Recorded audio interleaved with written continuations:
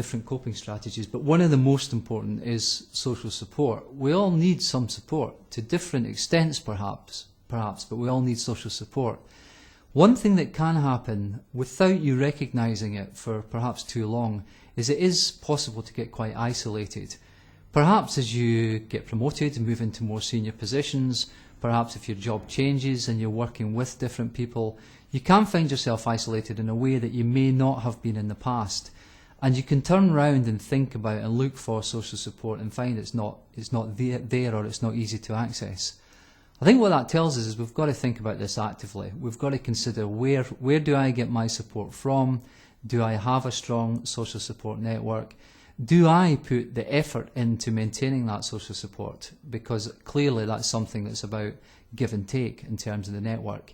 And it's worth considering that if you don't feel like you do that sufficiently, because you may get to a point where you turn around, you really need that support, and you struggle to find it.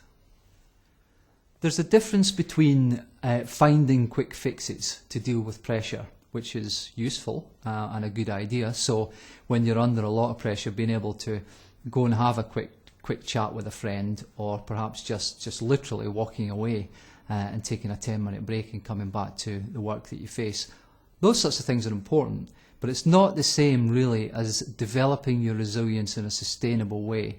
That's a bit more fundamental, and it means really understanding the nature of resilience. So for example, one element of that is purposefulness. Do you have clarity around your own sense of purpose, perhaps generally in terms of what you want to achieve in your life, probably more specifically in terms of where your current career and current work fit into that? If you've got clarity around that, it can take you a long way when it comes to dealing with pressure.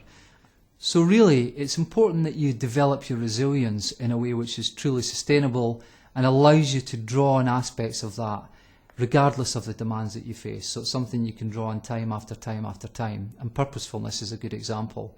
There's nothing wrong with quick fixes, but don't rely solely on those.